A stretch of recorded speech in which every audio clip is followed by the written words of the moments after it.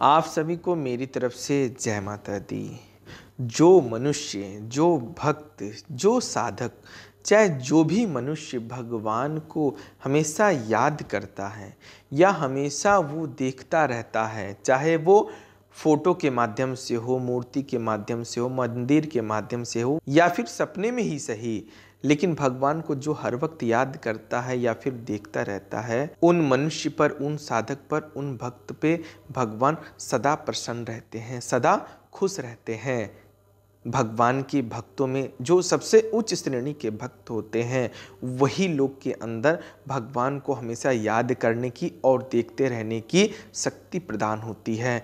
अगर आप सबके अंदर भी भगवान को हमेशा देखते रहने की आदत है या भगवान को आप हमेशा हर वक्त याद करते हैं, तो ये मान के चलिए आपसे भगवान यानी आपके इष्ट हमेशा प्रसन्न रहते हैं। भगवान का जो हर वक्त चिंतन करता है, जो भगवान की चिंता करता है, जो मनुष्य अपने इष्ट का समय समय पर ध्यान, साधना, आरती, मंत्र जप इत्यादि करता है, वो भगवान को प्राप्त कर लेता है, उनकी शक्तियों को प्राप्त कर लेता है, साथ ही उन्हें भगवान के दर्शन भी हो जाते हैं। इसमें जरा से भी संदेह नहीं है। भगवान को हर वक्त याद करने वाला मनुष्य कोई साधारण मनुष्य नहीं होता, क्योंकि इस भाग दौड़ भरी जिंदगी में आजकल किसी के पास पूजा पाठ करने का समय नहीं है, तो भगवान को हर वक्त याद कैसे कर सकता है? ये केवल उसी भक्त, चाहे उसी साधक, चाहे वही मनुष्य कर सकता है जो भगवान से अटूट प्रेम करता है, अटूट विश्वास रखता है। जिन्हें भगवान के अलावा किसी और से प्रेम नहीं होता, उन्हीं के हृदय में भगवान बसते हैं और वही मनुष्य, वही साधक भगवान को हर पल याद कर सकते हैं। भगवान को जो हर पल याद कर सकते हैं, तो वो भगवान से वार्तालाप भी कर सकते हैं, यानी बातचीत भी कर सकते हैं।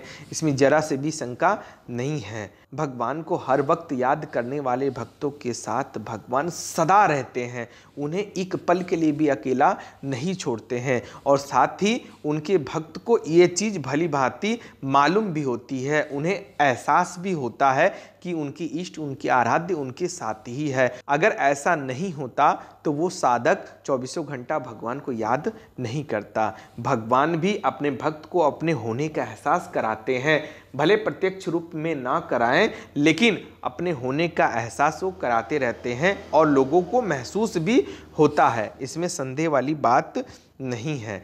इसी के लिए बहुत भाग्यशाली होते हैं वो मनुष्य, वो भक्त जो भगवान को हर पल याद करते हैं, उन्हें मन ही मन देखते रहते हैं, निहारते रहते हैं। भगवान के सच्चे भक्त से अगर पूछा जाए कि भगवान के दर्शन अगर तुम्हें 2-4 दिन ना हो पाए तो तुम्हें कैसा महसूस होगा, तो उस भक्तों के मुंह से आपको एक ही बात सुनाई देगी कि वैसा दिन आने से अच्छा है कि मुझे मृत्यु प्राप्त हो जाए, कम से कम भगवान के दर्शन तो हो जाएंगे।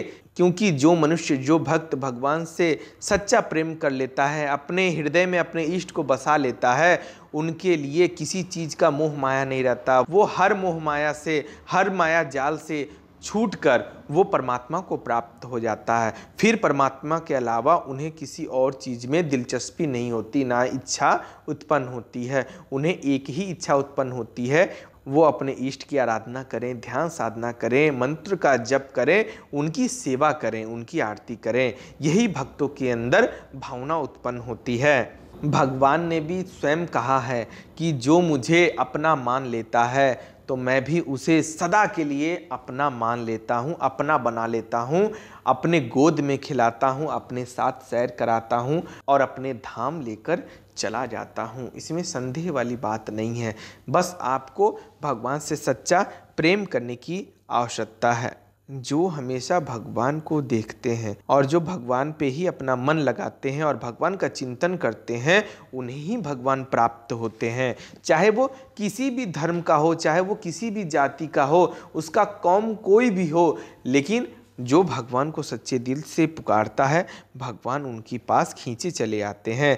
श्रद्धा एक ऐसी चीज होती है, जहाँ तर्क काम नहीं आता, वहाँ श्रद्धा काम आती है।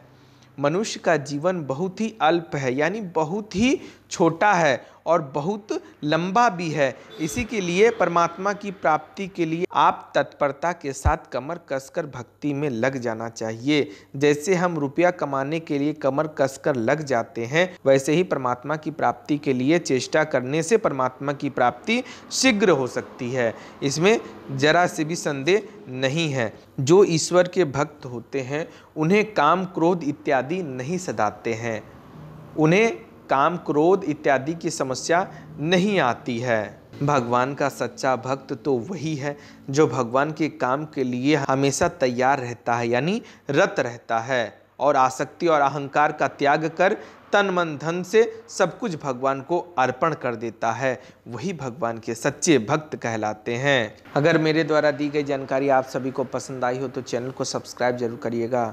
धन्यवाद। जय माता दी।